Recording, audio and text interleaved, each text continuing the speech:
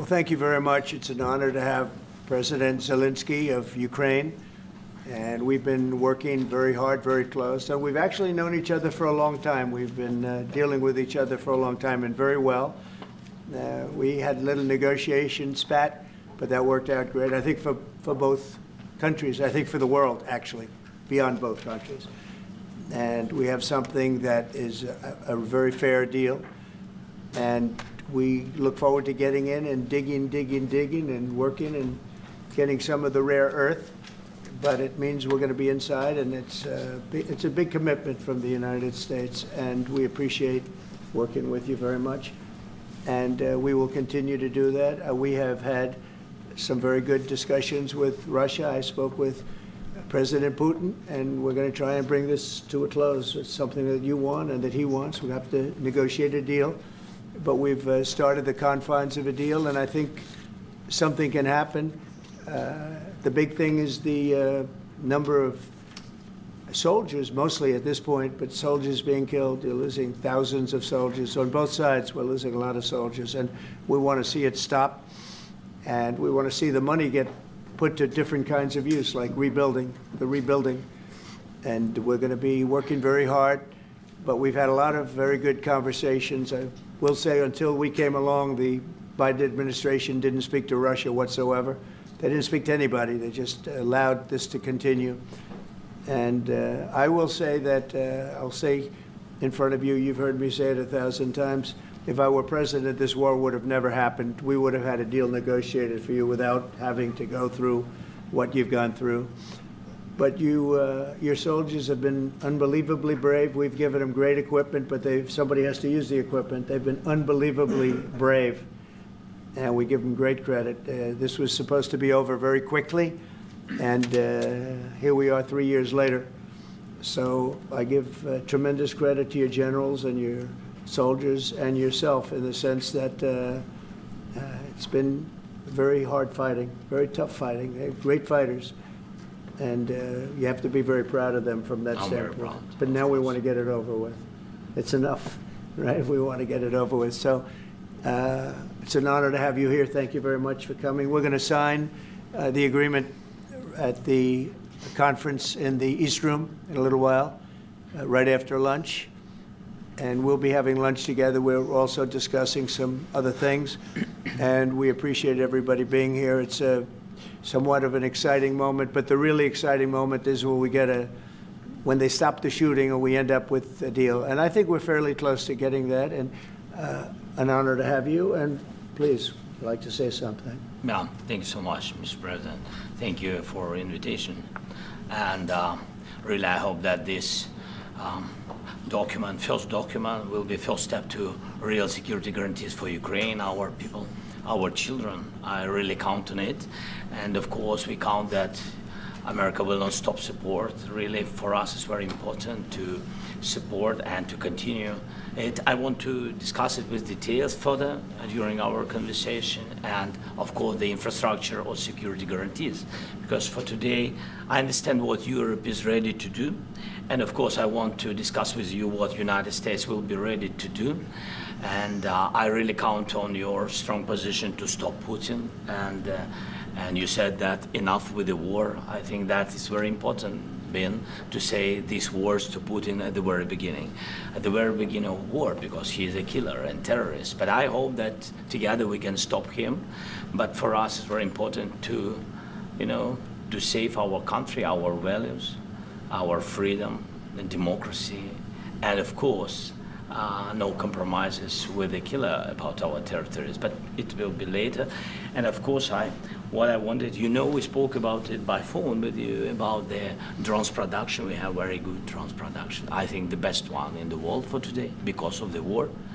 Yes, and of course, we need very much the air defense. You have the best air defense in the world, and really you helped us under attacks of Russians, and I want to speak how we can exchange the licenses. We're open to share the licenses of all our drones with you, of course, with the United States, and we need licenses for quick production of air defense. Even after the war, we need our nation to be calm, that we are secured. So that's why we need this air shield. And of course, about this I want to speak about the contingents. I think that France and UK already spoke to you, and we know that Europe is ready, but without the United States, they will not be ready to be as strong as we need.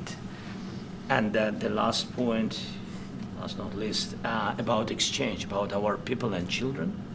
And you know that these crazy Russians, that they stolen 20,000 of children, Ukrainian children. They changed their names, they changed their families, relatives, and now they're in Russia. We want to bring them back, and really, it's a big dream, task, and goal for me, and our warriors.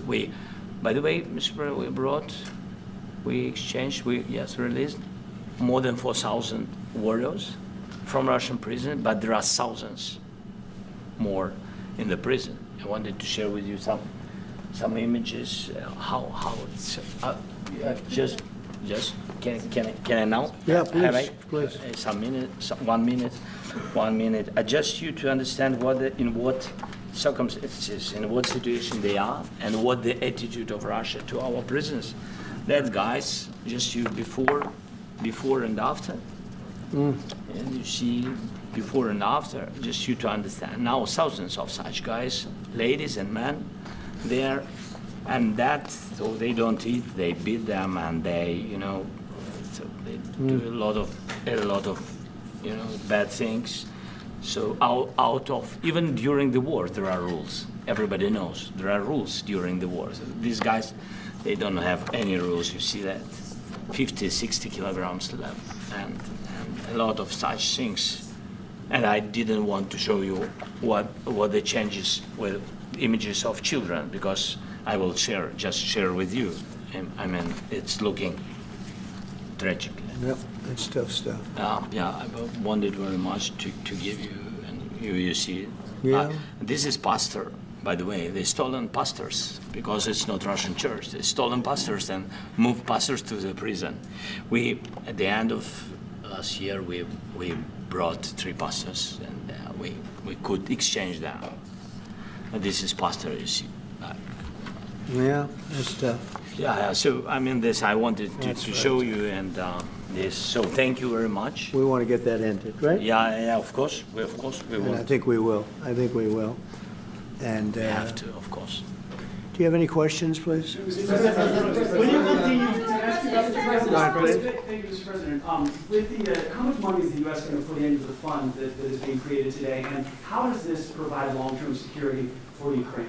Well, we don't know exactly how much, because we're going to be putting some money in a fund that we're going to get from the raw earth that we're going to be taking and sharing in terms of revenue. So it's going to be a lot of money will be made from the sale and from the use of raw earth. And as you know, our country doesn't have much raw earth. We have a lot of oil and gas, but we don't have a lot of the raw earth.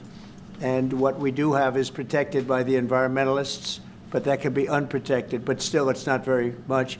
They have among the best in the world in terms of raw earth. So we're going to be using that, using it for all of the things we do, including AI and including weapons and the military, and it's really going to very much satisfy our needs. So it's something that just worked out really well. We have a lot of oil, and we have a lot of gas, we have a lot, but we don't have raw earth. So this has just about every component of the raw earth that we need for computers, for all of the things we do. This puts us in great shape. And the long-term security for Ukraine, how does this provide? I think they're going to have great luck. I think once we make the agreement, that's going to be 95% of it. They're not going to go back to fighting. I've spoken with President Putin, and I feel very strong. I've known him for a long time, and I feel very strongly that they're very serious about it. And we'll make a deal. And when the deal is made, I don't think we talk about security. Everyone's talking about the other day. All they talked about was security. I said, let me make the deal first. I have to make the deal first. I don't worry about security right now. We have to have a deal, because right now, last week, 2,000 soldiers died on both sides. 2,000, and they're losing 1,000, 2,000, 3,000 a week. So as we sit here and we talk, people are getting shot and dying on the battlefield. And, they're not American soldiers, but they're Russian soldiers and they're Ukrainian soldiers, and we want to be able to stop it. And we want to be able also to spend money on other things. We don't want to, this is a tremendous amount of money. And what the Biden administration did was terrible. They were giving money, but he had no security on the money. Europe, as you know, gave much less money, but they had security. It was in the form of a loan.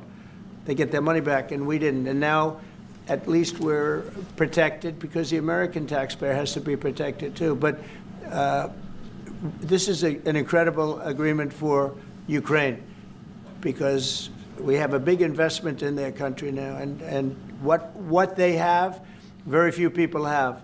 And we're able to really go forward with very, very high-tech things and many other things, including weaponry that we're going to use in many locations, but that we need for our country. This allows us to do that. Mr. President, will you continue? Yeah, I'm sorry. Can I? Military aid. Yes, go ahead, please. If Yeah. I can just yes. In the document, there is one of the very important points. If we speak about business and investment, we never had LNG terminals in Ukraine. This document will open. I mean, the next documents, but anyway, here we see in the framework, we see a really goodwill for this. LNG terminals for us is very important, and I think for security of European continent. We have the biggest storage, gas storage. We have the biggest in Europe. Yes, and we can use it for LNG, use it for LNG, and we will do it. And really, we can help Europe because Europe really helped. President Trump said that they made less support, but they have our friends and they are our very supportive partners. They really gave a lot, Mr. President. They did. Really, they did. They gave a lot, but they gave much less. No. Much less. No. No. Don't argue with it. No. Okay. Okay.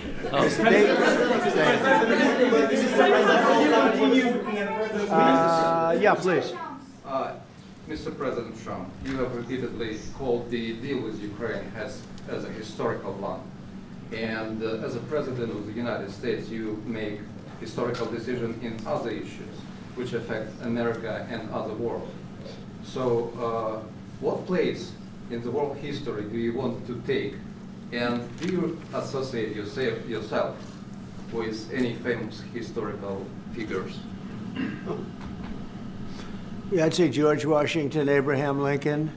I would say I'm far superior to George Washington and Abraham Lincoln. Now, you know I'm only kidding, right? Because when I say that, the fake news is going to go wild. They're going to say he considers himself to be better than Washington. But you never know. You never know. I don't compare myself to anybody. I'm here to do a job. We've had a great 35 days or whatever it might be, a month, a little more than a month. We've accomplished tremendous amounts. Not only this would be a very great achievement if we could get the war stopped and get them back to normalization. I think that's going to happen.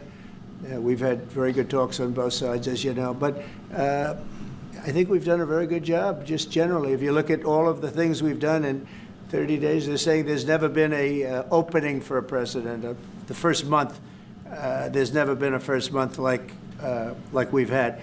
And this is one of the very important things. This, to me, is one of the most important things because we have tremendous death taking place as we speak, and I don't want to have that. You know, think of the parents, whether they're in Russia or Ukraine, think of the parents of all these people being killed needlessly. They came to our territory. Should have never started. This would have, if I were president, this would have never started. Mr. President, will you continue sending military aid to Ukraine after the U.S. signs this agreement with Ukraine? Yeah, we're going to be continuing. President Zelensky, do you feel like the U.S. is on your side, that President Trump is on your side at this moment? What do you think? He wants to know, do you think that, sort of a stupid question, because I guess we wouldn't be here if I wasn't. You know? But I think that the United States on our side from the very beginning of occupation, and I think that President Trump on our side, and of course, I'm sure that the United States President will not stop support. This is crucial for us. It's important for us. Yes. And Putin, the president speaks about the people and the soldiers which are dying, but they came to our territory, they came to our land. They began this war, and they have to stop. And I think this is the question, with really the most important question. Can President Trump, I hope yes, with some other allies, to stop Putin, withdraw these enemies, our enemy, withdraw these troops from our land? And I think that you asked about the history, I think that if President, or when, he will stop Putin, if President Trump will bring peace to our country, I think he will be on this wall. We've had very, very good talks. What about military aid to Ukraine? President Zelensky just said that there'd be no compromises with Vladimir Putin. I just wanted to ask both of you. Firstly, are there compromises that you think that President Zelensky is going to have to make? And President Zelensky, is there anything that you may be able to offer or bring to the table? For example, elections. Thank you. I think you're going to have to always make compromises. You can't do any deals without compromises. So certainly he's going to have to make some compromises, but hopefully they won't be as big as some people think you're going to have to make. That's all. It's all we can do. I'm here as an arbitrator, as a mediator to a certain extent between two parties that have been very hostile. To put it mildly, they've been very hostile. There's been a vicious war. There's been a vicious war. You know, it's a very level battlefield, and those bullets go out, and as I've said many times, we were talking about it with Pete, many times the only thing stopping those bullets is a human body. And in the case we're talking about, generally young human bodies are stopping a lot of bullets. It's dead level. That's why it's great farmland. It's great land. It's great farmland, but there's very little protection against the bullets that are being, and other things that are being shot.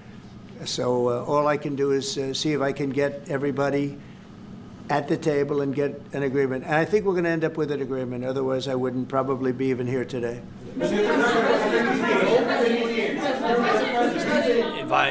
President, I've got two questions for you. You think ultimately your legacy will be the peacemaker and not the president that led this country into another war and ended foreign wars? And I've got a question. I hope it will. I mean, I hope I'm going to be remembered as a peacemaker. This would be a great thing if we could do this. I'm doing this to save lives more than anything else. Second is to save a lot of money, but I consider that to be far less important. So I hope I'm going to, thank you, Brian, for that question. It was a nice question.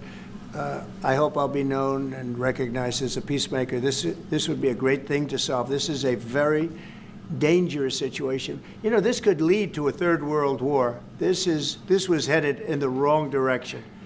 If this election were lost, if we didn't win this election, and by the way, we won it by a lot. That was a mandate. We won every swing state. We won the popular vote by millions and millions of votes. We won everything.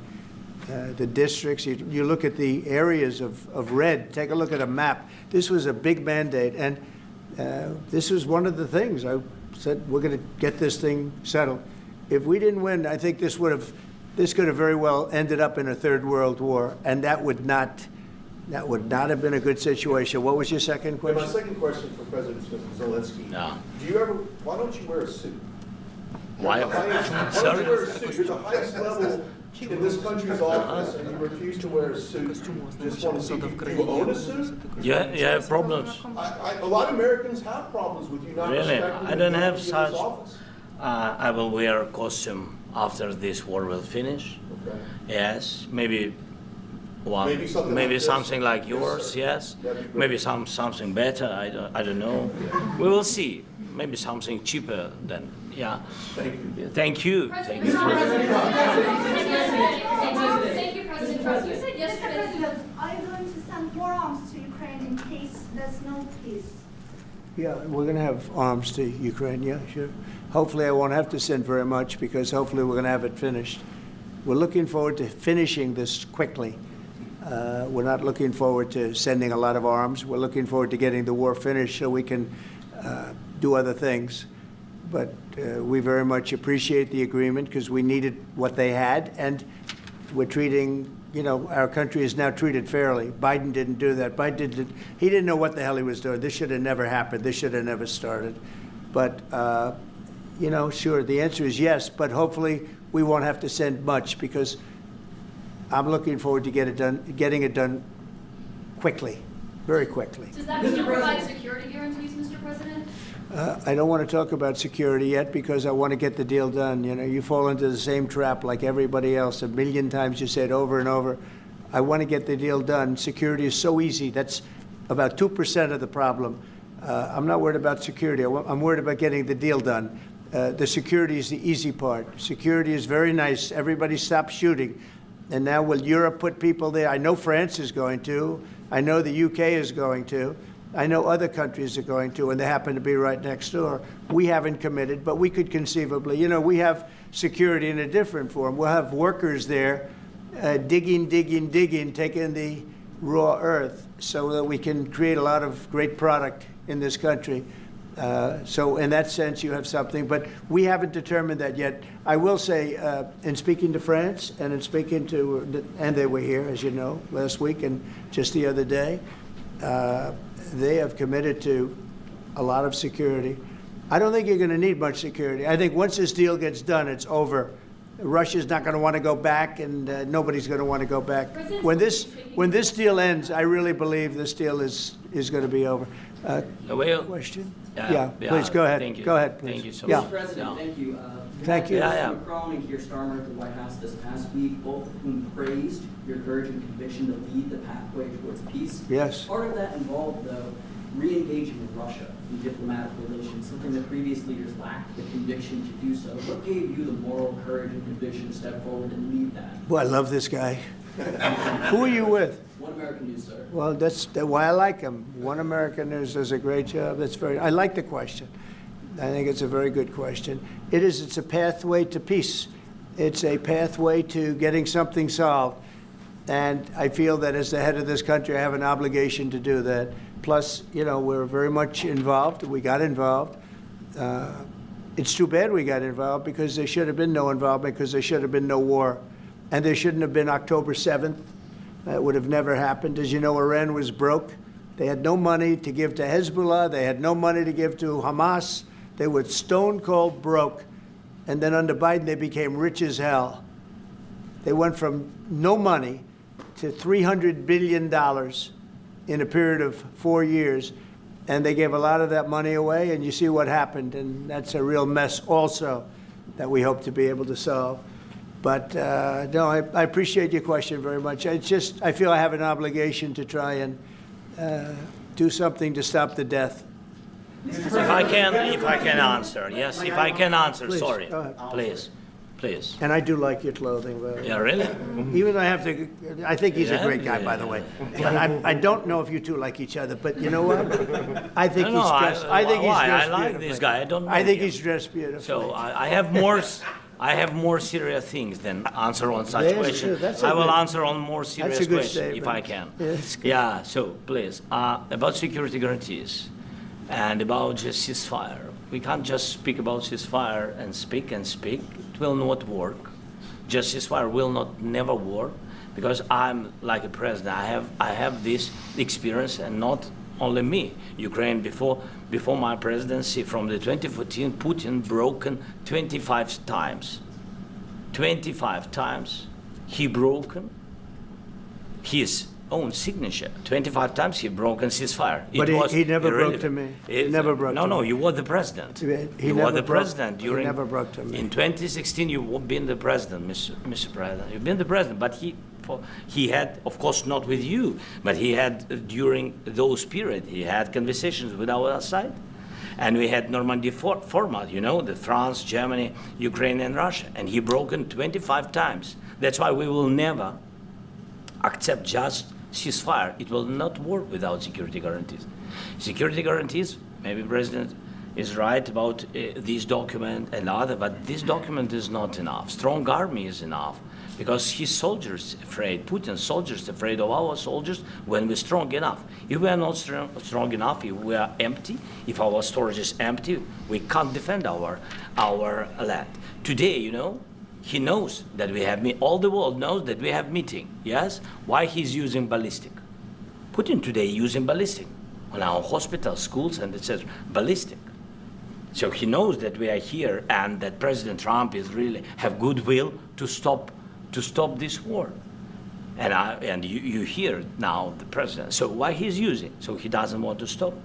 He doesn't want. But I hope that we will do it. Really, we'll do it. Security. When we speak about security guarantees, when the Europeans are ready for contingents, they need USA backstop. If there will not be United States, we will not never have any contingents, strong contingents from the Europeans, because they don't want to divide alliance connection between the United States as the main and strongest ally and Europeans. And this is crucial. This is important. That's what we want to speak about very much. This is very important. And air defense. So air defense, really, we have big deficit with all the systems, and we need to provide this. We need it very much. Otherwise, Putin will never stop, and will go further and further. He doesn't want. He hates us. You know, it's not about me. He hates Ukrainians. He thinks that we are not a nation. He thinks, and he shared these thoughts. I think maybe with your team also. I don't know, but with all the Europeans, in media, official and not, he always said that there is no such country, such nation, such language, and such life like Ukrainian. No, he really doesn't respect all the Ukrainians, and he wants to destroy us. And you are right, Mr. President. That's 2%. This document, maybe other documents, it's a very good start, very good, but it will not enough to stop this person. Should Russia change its Mr. President, may I have one more question, please? Yeah, go ahead. I asked President They have to Zelensky pay. this question. You This didn't is like the rule. because- This is the rule of the because I- war. I'm This is sorry. the rule of the war. During all the centuries, all the history, this is the rule of the war. Who began, those pay. This is the rule. Putin began this war. He has to pay all money for innovation. He has to pay. Of course, some Russian assets, what we have in Europe, about 300 billions, we can use them. We can use for innovation and buy military support from the United States also. We can do it, but it's not enough. It's Mr. not enough. President, I asked this question that you didn't like because I wanted to know. Go ahead, please. Wait 1 second. I asked this question that you didn't like because I wanted to know if you want to position yourself in the middle between Russia and Yes, Ukraine, I or do. on the Ukraine side. No, I'm in the middle. I want to solve this thing. I'm for both. I want to get it solved. And it's wonderful to speak badly about somebody else, but I want to get it solved. If we can solve it, great. If we can't solve it, they're going to have to fight it out, and who knows what's going to happen. But I want to see it get solved. May I follow up? One more question about U.S. troops in Europe. After Russian invasion of Ukraine, your predecessor sent additional troops to Eastern Europe, including Poland, my country. Yeah? Are you committed to keeping these troops on the eastern flank of NATO in the future? I'm very committed to Poland.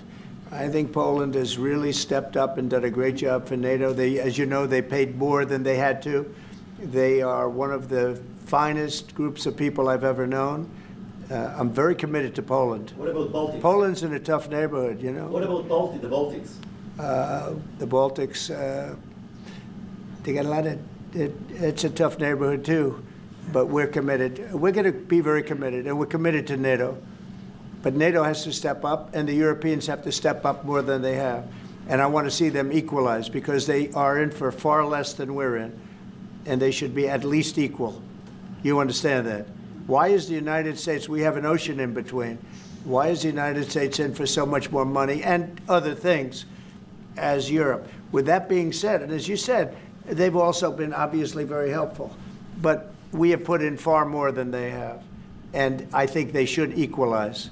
Mr. President, Yeah, please, go ahead. I ask you about the agreement again today. What changed between the first time that Secretary Bessent gave President Zelensky the agreement and today for the signing? We made a deal.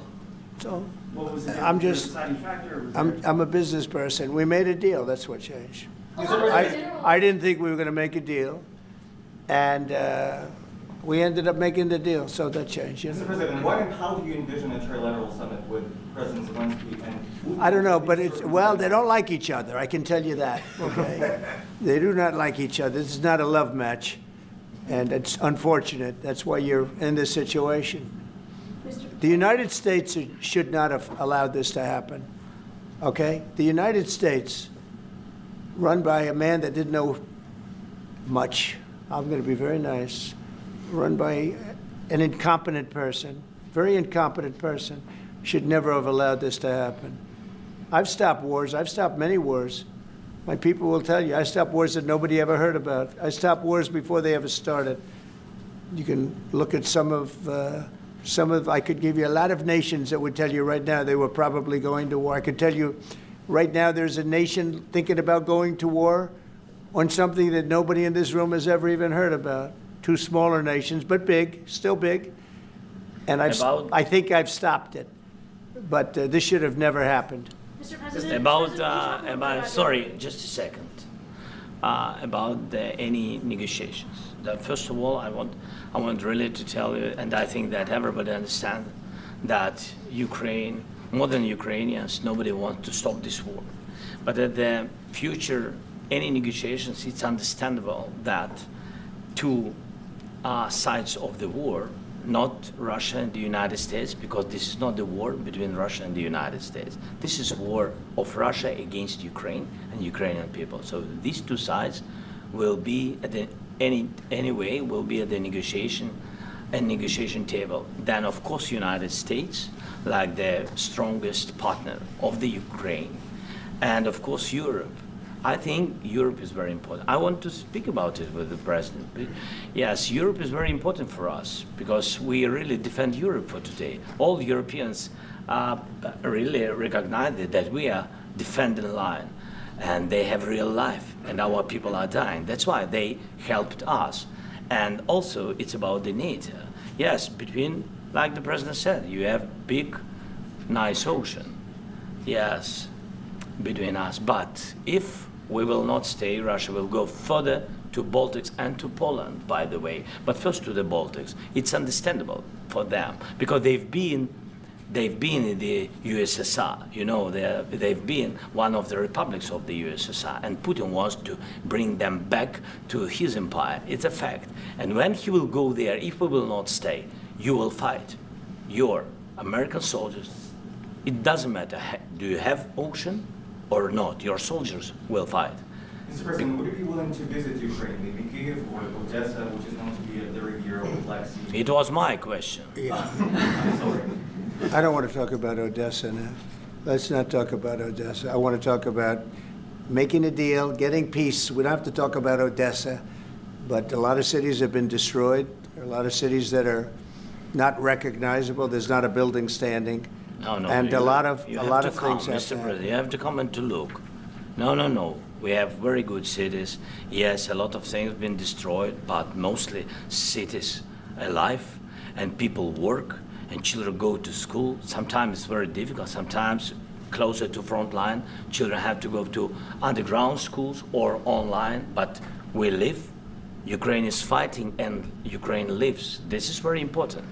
And maybe it's Putin is sharing this information that he destroyed us. No, he lost 700,000 people, 700,000 soldiers. He lost everything. Yes. So. Mr. President, Mr. when did you President, last speak one more. with I mentioned Mr. Poland. President, thank you. Please, Mr. go ahead. President, when did you last speak with President Putin, and what did he say that? A couple of days ago. And what did he tell you that gave you the assurance that he wanted peace? Well, that's what I do. My whole life is deals. I know pretty good.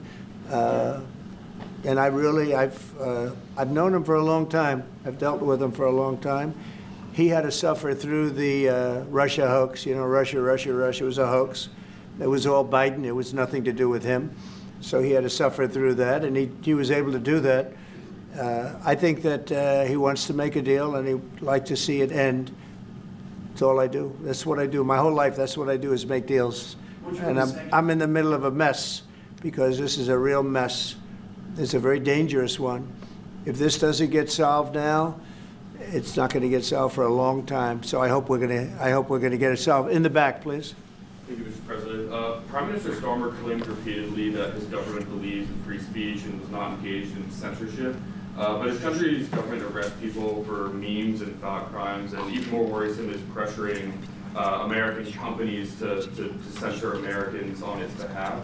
How can he be a reliable, trustworthy partner when he says things that are demonstrably false on such an important topic? Well, we actually spoke to him about that yesterday, and we thought they took it very, very much too far. J.D. was very strong on it. So was I.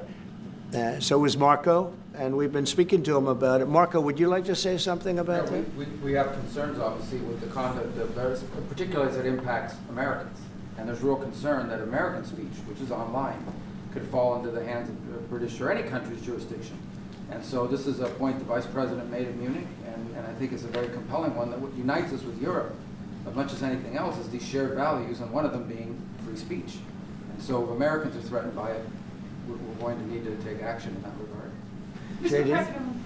It's actually a very important question. We spoke about this in detail with the Prime Minister, the Foreign Secretary, and others at lunch yesterday. And I know that Secretary of Commerce Lutnick followed up in private meetings last night. This is really important. We believe Americans have the right to speak their mind, even if we in this room disagree with them. They have the right to speak their mind in the public square, which is often online these days. And we're going to defend that right as it pertains to American companies and American citizens vigorously if we have to. I do think that under the President's leadership, we're going to find common ground with our friends in the UK on this question, but it remains to be seen. The principle that will guide us is we believe in free speech in this country, and we'll fight for it for American citizens. Mr. President, on the deal, is there any other oil and gas component to the deal? Is it all critical? A little bit. We'll see. On LNG? But we're not really looking for that so much. We got a lot. We have more than anybody in the world, by far. So no, we're not talking about it too much, but a little bit. I think it affects also, but for the most part, no. And sir, is there any agreement from Ukraine to purchase U.S. LNG as part of the deal, or is that on the table at all? No, Mr. President, we don't need that. Mr. President, I just wanted to ask you about, you just mentioned that you'd spoken to Vladimir Putin a couple of days ago. Just to be clear, that's a new call, not the one that you were I've spoken to him on numerous occasions. Okay. And how was the latest call? And what did you discuss? How did it go? Are you serious with that question? I am. I'd love to know. It went well. I think we're going to have a deal. On the minerals deal, Mr. President, some of those minerals are in the east of Ukraine, not far from the front lines, and in areas that Russia... A very good question. Thank you so much. Will you direct President Putin to withdraw his forces from those areas if there's U.S. interest? Well, we'll take a look at the time. We have a lot of area. It's a very big area we're talking about, so we'll take a look. I'll study that, and I'll see. And who would protect those minerals if they are U.S. interests? Would that be Ukrainian They'll be forces, protected. The agreement will protect them. The agreement, yeah, we're signing an agreement. You know? Right, but what if Russia tries to invade or there's Russian aggression in those spots? I just told you, I don't think that's going to happen. And if that were going to happen, I wouldn't make a deal. If I thought that was going to happen, I wouldn't make a deal. Some people may wonder why... You know, they ought to focus on CNN on survival, not asking me these ridiculous questions. Focus on surviving, because CNN's got such low ratings, I don't think they're going to survive. Let's go. Yeah, please, go ahead. One more. Since I already mentioned Poland. Poland was under Russian control for decades after the Second World War. When I was a kid, I looked at the United States not only as a most powerful country, richest country in the world, the country that has great music, great movies, great muscle cars, but also as a force for good. And now I'm talking with my friends in Poland, and they are worried that you align yourself too much with Putin. What's your message for them? Well, if I didn't align myself with both of them, you'd never have a deal. You want me to say really terrible things about Putin and then say, "Hi, Vladimir, how are we doing on the deal?" That doesn't work that way.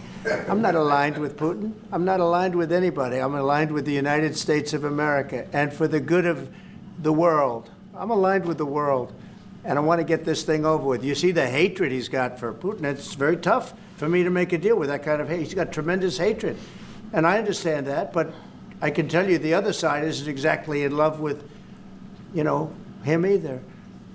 So it's not a question of alignment. I'm aligned with the world. I want to get the thing set. I'm aligned with Europe. I want to see if we can get this thing done. You want me to be tough? I could be tougher than any human being you've ever seen. I'd be so tough. But you're never going to get a deal that way. So that's the way it goes. All right, one more question. Yeah, please. Hey, I want to respond to this. So look, for 4 years in the United States of America, we had a president who stood up at press conferences and talked tough about Vladimir Putin, and then Putin invaded Ukraine and destroyed a significant chunk of the country. The path to peace and the path to prosperity is maybe engaging in diplomacy. We tried the pathway of Joe Biden, of thumping our chest and pretending that the President of the United States' words mattered more than the President of the United States' actions. What makes America a good country is America engaging in diplomacy. That's what President Trump is doing. Can I ask you? Sure. Yeah? Yeah. Okay. So he occupied our parts, big parts of Ukraine, part of East and Crimea. So he occupied it on 2014. So during a lot of years, so I'm not speaking about just Biden, but those time was Obama, then President Obama, then President Trump, then President Biden, now the President Trump, and God bless, now President Trump will stop him. But during 2014, nobody stopped him. He just occupied and took. He killed people. You know what the contact line? 2015.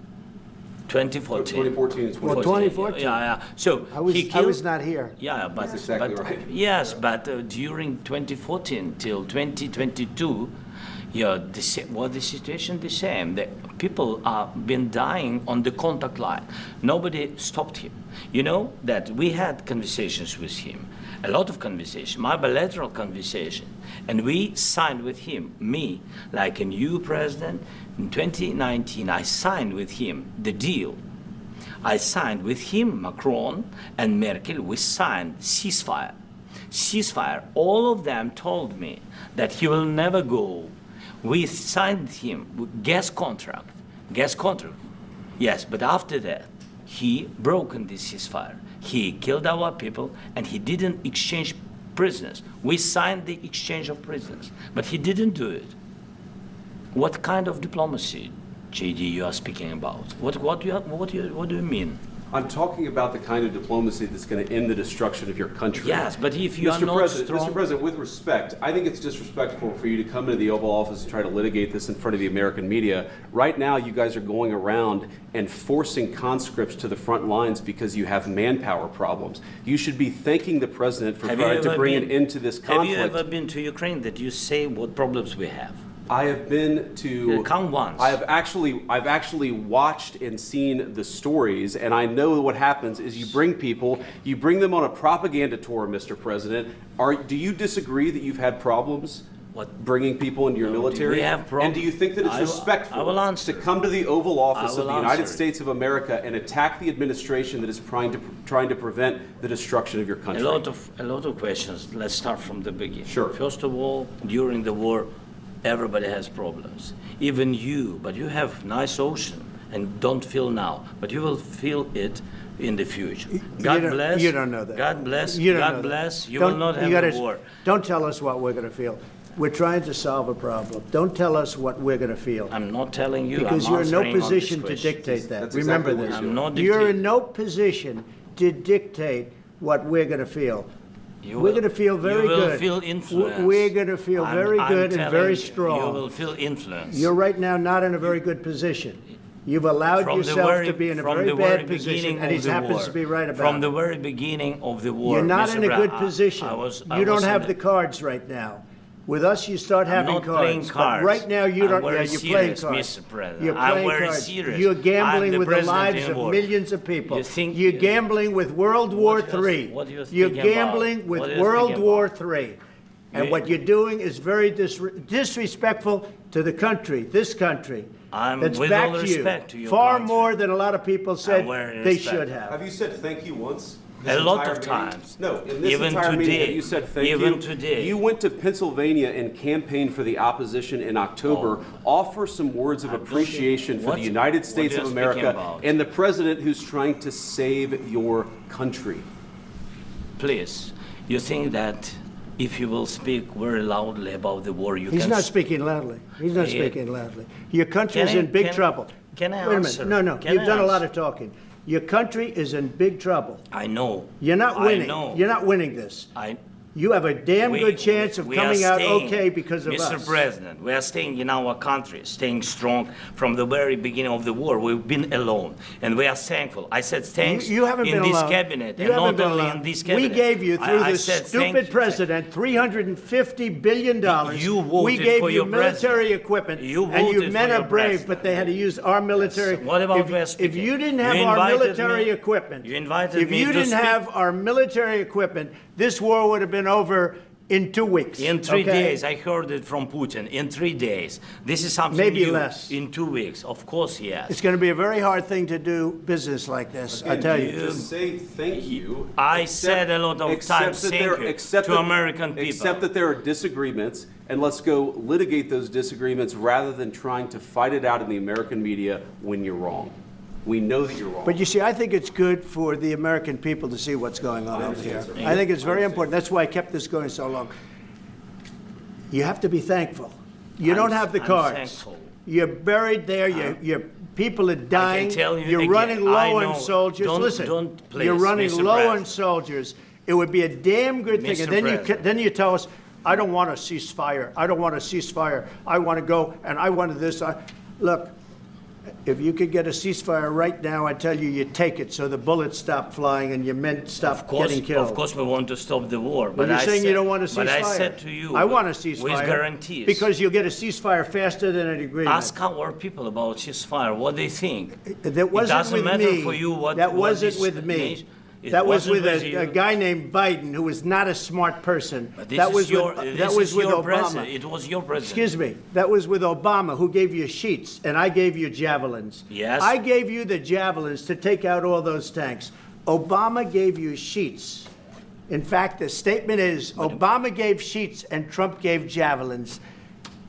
You got to be more thankful, because let me tell you, you don't have the cards. With us, you have the cards. But without us, you don't have any cards. One more question to Mr. Vice President. I'm sorry.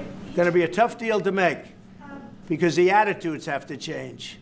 What if Russia breaks ceasefire? What if Russia breaks peace talks? What do you do then? I understand that it's a heated conversation right now. What are you saying?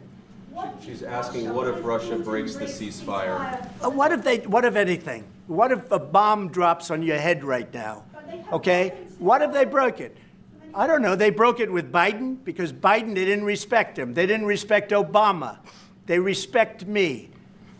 Let me tell you, Putin went through a hell of a lot with me. He went through a phony witch hunt where they used him and Russia. Russia. You ever hear of that deal? That was a phony Hunter Biden, Joe Biden scam. Hillary Clinton, Shifty Adam Schiff. It was a Democrat scam. And he had to go through that. And he did go through it. We didn't end up in a war. And he went through it. He was accused of all that stuff. He had nothing to do with it. It came out of Hunter Biden's bathroom. It came out of Hunter Biden's bedroom. It was disgusting. And then they said, oh, the laptop from hell was made by Russia, the 51 agents. The whole thing was a scam. And he had to put up with that. He was being accused of all that stuff. All I can say is this. He might have broken deals with Obama and Bush, and he might have broken them with Biden. He did, maybe. Maybe he didn't. I don't know what happened. But he didn't break them with me. He wants to make a deal. I don't know if you can make a deal. The problem is I've empowered you to be a tough guy. And I don't think you'd be a tough guy without the United States. And your people are very brave. But you're either going to make a deal or we're out. And if we're out, you'll fight it out. I don't think it's going to be pretty, but you'll fight it out. But you don't have the cards. But once we sign that deal, you're in a much better position. But you're not acting at all thankful. And that's not a nice thing. I'll be honest, that's not a nice thing.